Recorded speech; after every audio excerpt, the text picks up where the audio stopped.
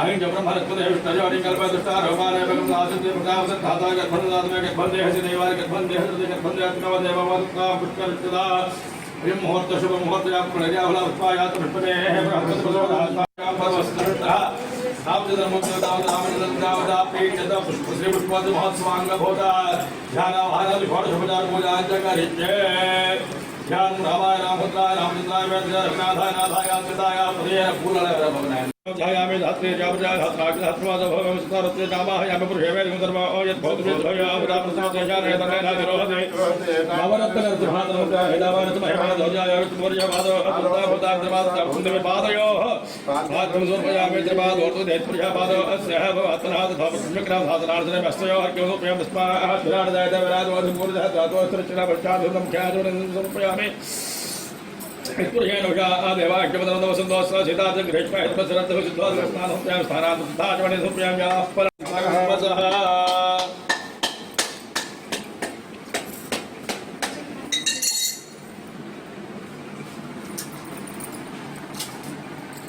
पितासमेत रामचन्द्रमूर्ति ब्रह्मणेर्मः नारिकेल फलोदकस्नान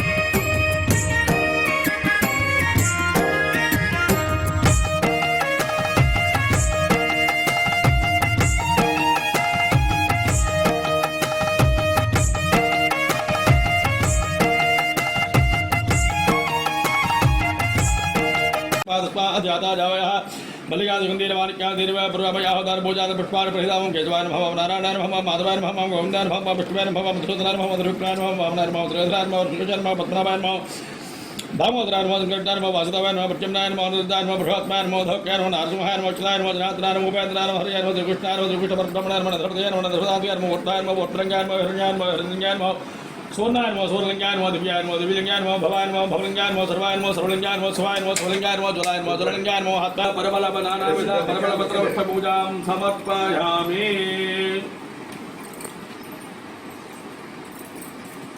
धूमाघ्रापयामि ब्राह्मणोस्य देवं ब्राह्मण तमखवाजेत बाहुराजग्रहं देवन्दर्शाधुपतिपात्रशुद्धाचमणे समर्पयामि नैवेद्यं असन्तवा सत्येन परिषिञ्जामि अमृतमस्तु अमृताभस्तर्णवते समर्वाद श्री रामचन्द्रमूर्ति देवता श्री पुष्पोत्सव महोत्सव पुष्पूजा समये अवसरार्थं अवसरार्थं नारिकेल कदली बल काश्मीर बल दाडिमी बल आमल बल द्राक्षफल सहित मधुरहारान्वे नानाविध मधुरवत मधुरहारान्वे या अमृतमस्तु ओम प्राणाय स्वाहा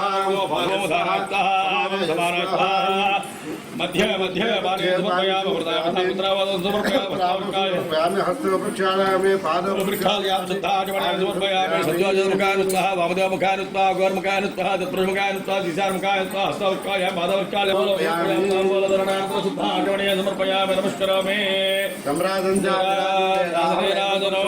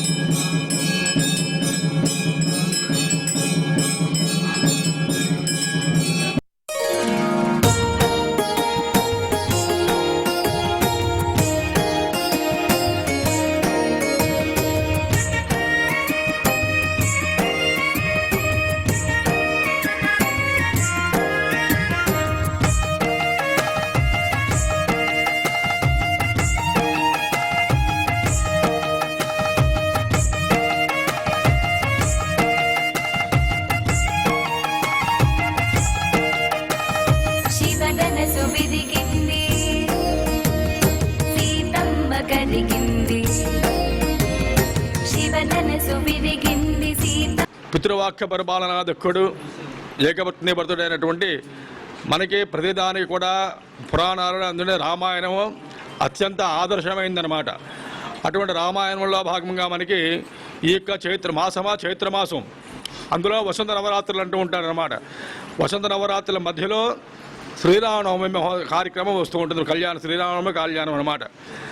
అయితే మనకి ఏంటంటే ఈ మనం చెప్పుకుంటున్న ప్రతి సంవత్సరం కూడా చైత్రశుద్ధ అష్టమి రోజు ప్రారంభం చేసుకుని ద్వాదశి వరకు కూడా పాంచానక దీక్ష కళ్యాణ మహోత్సవాన్ని అత్యంత వైభవంగా జరిపించుకుంటున్నాం.